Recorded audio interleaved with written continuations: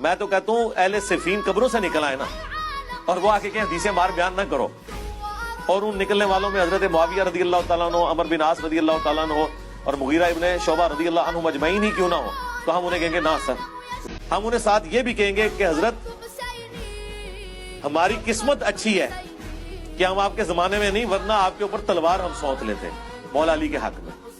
اور آپ کی قسمت اچھی ہے کہ آپ ہم سے بچ گئے، لیکن اب ہم اپنی زبان تو کم از کم کھولیں گے، اس زمانے میں تو ہم نے تلوار بھی اٹھا لینی تھی، تو اب آپ تلوار سے بچ گئے لیکن زبان سے نہیں بچیں گے۔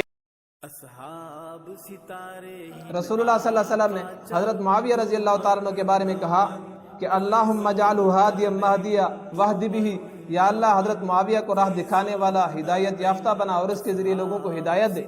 اسی کے بارے میں یہ بکواسات اور الفاظات بکے جاتے ہیں کہ اگر وہ بھی قبر سے نکل آئے تو میں اس کے ساتھ جنگ کروں گا۔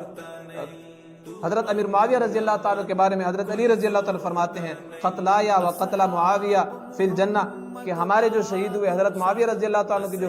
فوج کے اندر شہید ہوئے وہ سارے جنت کے اندر ہیں۔ حضرت علی رضی اللہ تعالیٰ حضرت معاویہ رضی اللہ تعالیٰ کے بارے میں یوں نظریہ رکھتے ہیں، اور آج کل ایک جاہل کھڑا ہو کے کہتا ہے کہ حضرت معاویہ رضی اللہ تعالیٰ عنہ اور حضرت معاویہ رضی اللہ تعالیٰ کی جماعت والے سارے بھی قبروں سے نکل آئے تو ان کے خلاف بھی میں تلوار اٹھا کر جنگ کروں گا۔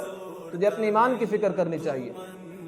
تو ایسے الفاظ بولنے سے پہلے کم از کم تھوڑا سوچ لینا چاہیے کہ میں کس کے بارے میں کہہ رہا ہوں۔ یہ بغض تو کسی عالم کے خلاف نکال لے، اگر تجھے اختلافی اور مسلکی اور فرقہ واریت کو نے اگر ہوا دینی ہے تو کسی اور طریقے سے بھی دی جا سکتی ہے۔ مشہور ہونا ہے تو سرائے کی جائدل مسجد کی پیشاب کا جو مشہور تھی، ویسے تو یہ طریقہ بھی اختیار کیا جا سکتا ہے۔ صحابہ کرام پہ بکواسات اور اسی طرح صحابہ کرام کو غلط کہہ کر تو اپنی مشہوری چاہتا ہے، تو صحابہ کرام سارے صحابہ ہمارے سروں کے تاج ہیں۔